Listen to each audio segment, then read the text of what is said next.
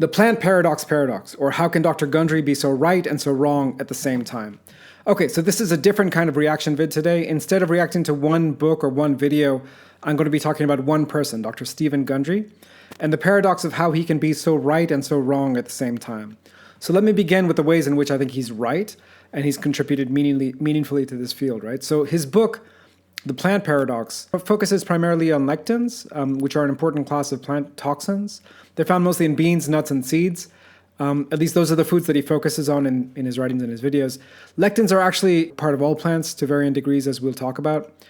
Now, The Plant Paradox was and remains a very important book for those of us who want to understand the connection between diet and disease. The footnotes in particular are very, very valuable.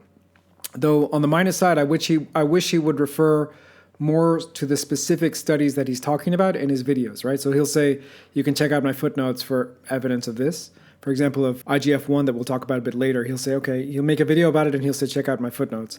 And then that means I have to go and do a research project to find out exactly which study he has in mind. And sometimes when I read that study, I don't come to the same conclusion that he did, right? So anyway, Dr. Gundry is focusing on the danger of lectins. Lectins are actually in all plant foods. So does Dr. Gundry then take the obvious next step and say, be careful of all plant foods? No, he doesn't. Instead, he gives tips on how to reduce the lectin toxicity of plant foods by avoiding the foods that are the highest in lectins, by pressure cooking your beans, by choosing walnut butter over peanut butter, and many other things. Now listen, I don't have anything against these recommendations per se. I just wonder why he's avoiding the obvious recommendation. If plants are waging chemical warfare against you, and I think about a third of his book is explaining how plants wage chemical warfare against you, then just stop eating them or maybe at least eat less of them, right? But he doesn't say that. In fact, he says the opposite of that. He says you should eat more plants even though they're trying to kill you, right? Even though they're waging chemical warfare against humans and all animals, right? And to make his argument, he keeps bringing up the blue zones. Now, the blue zones are basically a gimmick. They're basically a marketing stunt. First of all, with the exception of the so-called blue zone that he's from, Loma Linda, California, none of the blue zones are particularly plant-based. In the Mediterranean blue zones, mutton is prized and often eaten, particularly the fat of sheep, right? So you can see this. You can go to the kind of villages in Greece or in Italy that he's bringing up. Just talk with people there and see what they like to eat, see what they prefer, see what they eat whenever they get it. It will not be olive oil or something like that. It'll be sheep fat or something similar, right? Okinawa is another blue zone that comes up. Now, I can remember when I was vegan, I had friends that traveled to Japan and Okinawa, and they said it was basically impossible to be vegan or vegetarian in Okinawa. They put pork in almost everything. And this paper, which collected data in the 1970s, showed that Okinawans who lived a long time tended to eat more meat, not just than their fellow Okinawans, but they tended to eat more meat than the average Japanese person. So Dr. Gundry's reliance on the blue zones as a source for the idea that plant-based diets are healthy is deeply problematic. Now, this would be bad enough, but it actually gets worse. When he talks about meat, Dr. Gundry always brings up the sugar molecule NEU5GC or NEU5GC.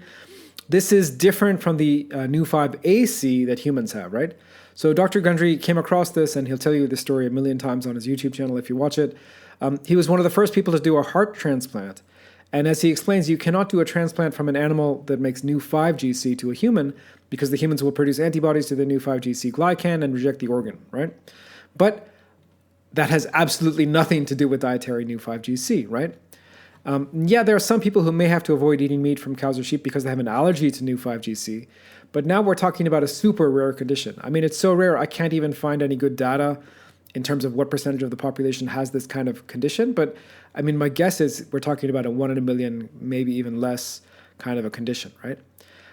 The only papers I can't find on the health of, the only papers I can find on the health effects of consuming NEU5GC for those who don't have an allergy are highly speculative. Like this one, which has as part of its title, quote, potential implications for disease, right? So it's a hypothesis paper. It doesn't really tell us anything. There are also rodent studies on NEU5GC, which again tell us very little. So it's not known whether NEU5GC is a problem, but Dr. Gundry assumes it is. In fact, I would assume the opposite, given that people have been eating cows and sheep and so on for thousands of years without any issues. And this assumption leads him to an even worse space. So most of us who are experimenting with meat-centered or even carnivore diets have figured out that the best way to do that kind of diet is with ruminant animals at the center. So that means beef, sheep, goats, and so on. Now, there are all kinds of reasons why that might be the case, but from my perspective, these animals have the kind of fat to protein ratio that humans would have evolved eating. Remember that our ancestors were eating huge elephants, mastodon and mammoth, as well as auroch, giant beaver, and other large animals. Those animals had a lot more fat than almost all wild animals have today. But some domesticated animals do have a lot of fat, and those are the ruminants among them. There are other reasons to choose ruminants over other kinds of meat. One of them is that they have a system for filtering out lectins that will still end up in some of the other kinds of meat, right? Chicken or pork, for example. And in fact, Dr. Gundry brings this up. He mentions some cases of patients who are sensitive to lectins, so sensitive to lectins that they have reactions to chicken or pork because those animals have been fed soy or corn, most likely, right? He doesn't take the opposite step from there and say, well, in that case, just eat mostly ruminant meat. And because he doesn't take that logical step, Dr. Gundry ends up recommending a pretty terrible version of the carnivore diet to his patients, right? So what he describes in some of his videos, he'll tell the story, okay, someone really wants to do the carnivore diet. Okay, we'll do it for them properly. He's going to center things like chicken and fish. And then he finds when he measures indicators that are very important, like the elasticity of the blood vessels, the patients do worse. Now, elasticity of a blood vessel is an interesting metric, right? Because it's almost certain that carnosine, carnitine, taurine, and other amino acids that are found primarily in red meat, not in the right quantities in chicken and fish and so on, those can help with elasticity, and they can also help with nitric oxide production. Could also be that there's other things that they're not doing that are not related to diet, right? So exercise, sun exposure, and so on.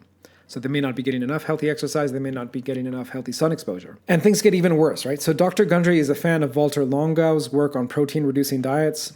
I won't get into Dr. Longo here, but it's important to understand that both Dr. Gundry and Dr. Longau think that IGF-1 or insulin-like growth factor 1 is a big deal. But when you look at the data, and this is Longau's data, you'll see that there's actually a U-shaped curve when it comes to IGF-1. Too much is bad, but too little is also bad.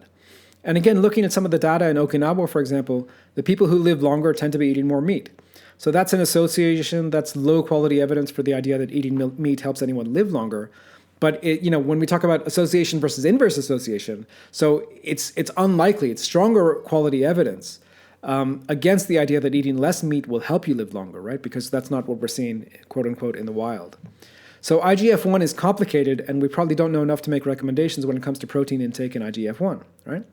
To sum up, what Dr. Gundry does right is to recognize the role of plant toxins in the scourge of modern chronic disease. What he does wrong is to put too much store in pretty sketchy data, either from epidemiological research or from animal studies, that says meat is bad. So what should you do? I mean, I can't tell you what to do, but I can tell you what I did. I went on a purely carnivorous diet and then a mostly meat diet. I checked all my blood markers before and after. Everything improved on the mostly meat diet. I feel better at age 47 than I did at age 27, and diet is a big part of that, right? So I guess the lesson here is, yes, there are experts and there are people who are, doing a lot of very good research, but even within that, the quality of the research varies a lot. And if you have someone who's depending a lot on sketchy epidemiological data, just take it all with a grain of salt. So with that, I'm Samir. I'm a health coach and a PhD student. I'll see you next time.